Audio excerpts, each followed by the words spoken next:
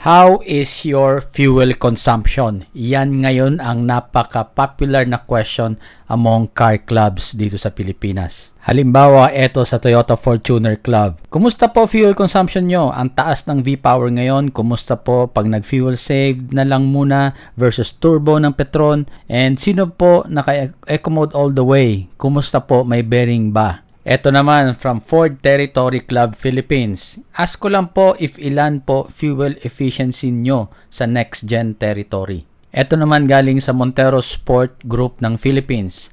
Pa-advise din po kung okay lang na magpa-EGR off. Wala po ba mababago sa fuel consumption o sa performance kaya? Salamat po. Ito naman sa Fortuner Club ulit. Mga bossing, ask ko lang kung normal ba yung ganitong consumption ng G variant. City driving yan. Ito ulit from Ford Territory Club Philippines. Medyo mahaba yung post niya but basically nag-experiment siya ng iba-ibang RON rating ng gasolina na gagamitin niya. So tinitingnan niya kung alin ang mas fuel efficient. Ito naman galing sa Ford Everest Club of the Philippines. Sabi niya, help!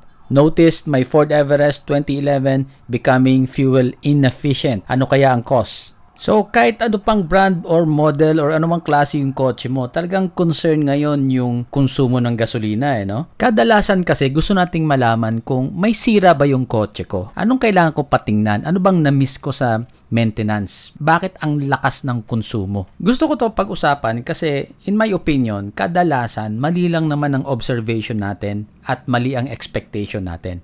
Unang-una, gusto ko po iparealize sa inyo na ibang-iba na talaga ang traffic ngayon. Kahit saan ka lumiko, ma-traffic. Take note that last month, nag-start na ang classes sa Ateneo and UST. At ang Lasal naman, nag-resume na rin 2 weeks ago. And then, last week lang, nag-start na rin ang UP. Yung mga nag-office naman, nag-return to office na. Konti na lang ang work from home. So, back to normal na talaga ang traffic ngayon. Back to pre-pandemic levels. Point number 2, wrong expectation kasi nakikinig tayo sa chismis. Umpisa natin dito sa ginawa kong fuel consumption test ng Toyota Fortuner V 2.4AT 2022. Ang average consumption niya was only 6.3 kilometers per liter.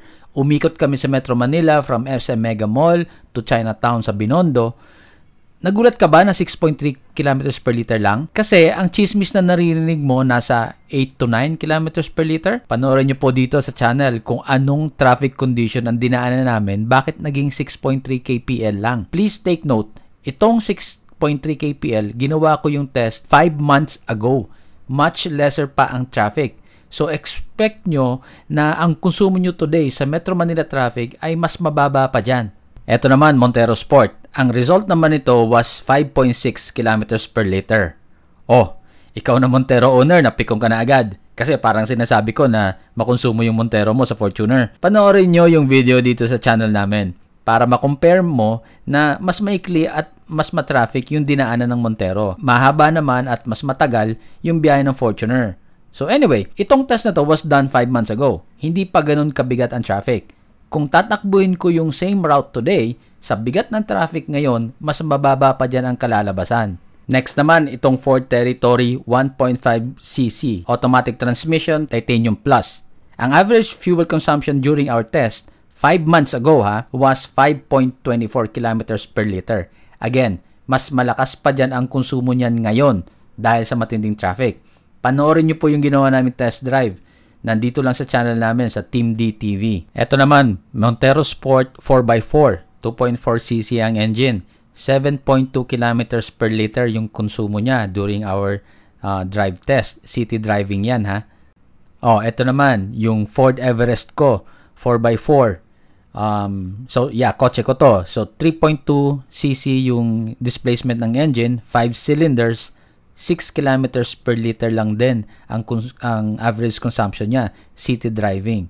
But again, yung drive test na to, yung data na to was done 5 months ago. Itong Ford Everest ko, sa bigat ng traffic ngayon, pumapalo lang ng mga 5 kilometers per liter, minsan 4.8 na lang. 2018, Toyota RAV4 Active, 2.5cc ang displacement ng engine. Average fuel consumption during our test drive in city traffic was 4.4 kilometers per liter. Yan 4.4 kilometers per liter. Honest testing yan. Sa kapatid ko yung RAV4 na yan. The test was done 2 months ago. 2014, Mazda CX-5. Take note, 2.5cc ang engine, all-wheel drive, 8.2 kilometers per liter, 'di ba? Ang tipid. Matipid din talaga ang Skyactiv technology ng Mazda. Isipin mo 2.5 all-wheel drive na, mas mabigat 'yan. But then, itong drive test na ginawa ko was in Commonwealth Avenue 5 months ago. Lesser yung traffic during that time. So, i-consider mo din yon. Ito naman, 2015 Mitsubishi ASX GSR 2.0 ang displacement ng engine. And during my city driving test, 4.7 kilometers per liter yung konsumo niya. Pero, nung na-drive ko naman siya sa highway, sa SLEX, umabot ng 13.11 kilometers per liter. So, based sa mga examples na binanggit ko, isipin mo, kung ikaw naka-route for 2.5 at sa Ortigas area ang usual route mo, ang average fuel consumption mo is 4.5 based nga dun sa example sa testing na ginawa ko. Ngayon, ang baba, di ba? 4.4 kilometers per liter. Worried ka. Stressed ka. Kasi, ang lakas. Nag-post ka ngayon sa FB, sa Facebook. Tapos, yung isang taga-Commonwealth, nagsabi, ang lakas ng konsumo mo, pre. Ang lakas ng konsumo mo, paps. Sa akin, 8.2 kilometers per liter lang. Yun ang sinasabi niya.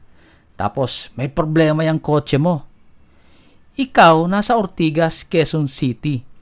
Siya, nasa Fairview, Quezon City. Pero, pareho naman kayo ng sinasabi na city driving.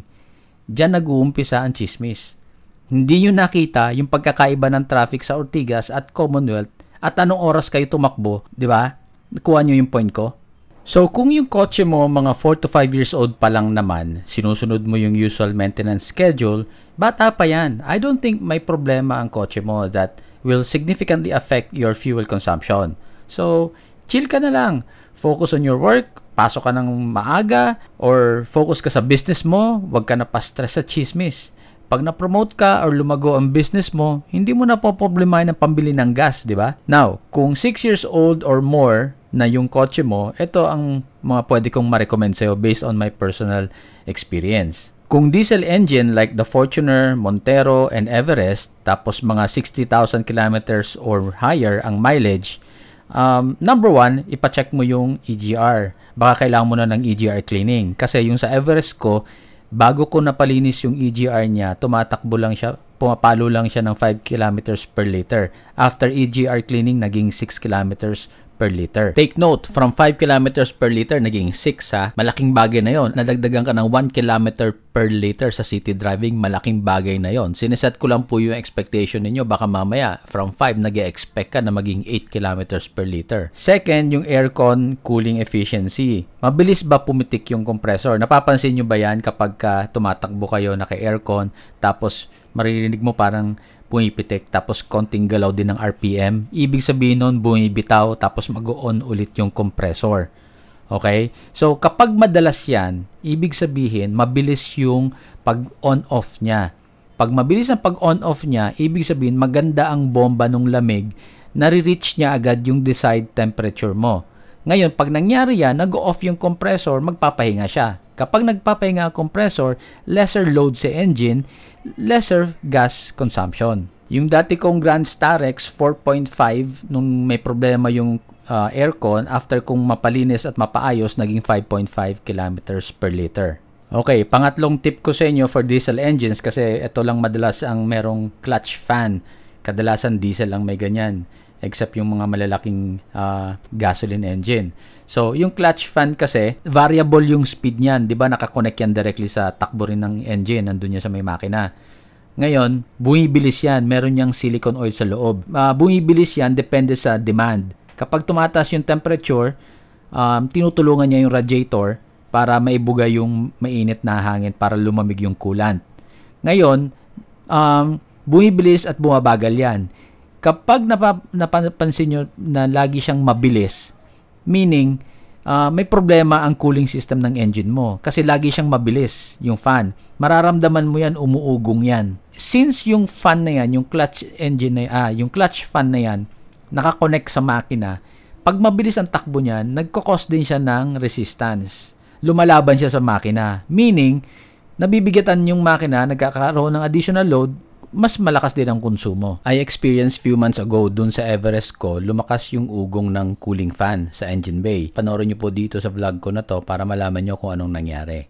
Okay, tips naman pagdating sa mga gas engines like the Territory, RAV4, and CX-5. Ang mga ganitong makina, pagdating sa fuel consumption, ang kailangan mo lang naman ditong bantayan yung mga sensors. Kapag erratic na yung idling, meaning yung RPM malikot na siya o maakyat baba, na let's say naka-idle ka lang, umaandar yung makina, tapos mapapansin mo lumilikot yung idling bilang tataas, bilang bababa, ipasilip nyo yung MAF sensor tsaka yung intake air control valve. Nasa loob yun ng throttle body. Baka kailangan lang linisin. Kung mga 4 to 5 years old lang yung sasakyan mo, I don't think magkakaproblema sensor. Baka dumi lang yan. Kailangan lang linisin. And then, second tip ko for gas engines, katulad lang din nung sa diesel, yung aircon. The same principle. Kapag mahina na ang compressor mo or kulang ka sa freon, nahihirapan yung compressor, takbo ng takbo yung compressor, hindi nakakapagpahinga, tuloy-tuloy yung load sa engine mo, so tuloy-tuloy din na mas makonsumo. So, ganun lang yung principle niya pagdating sa aircon. So, mapapansin mo yan, kapag yun nga, pag mabilis pumitik, nag-on off madalas yung compressor mo, naririnig mo yan sa loob ng cabin, that's a good thing. Okay? Okay, that's it.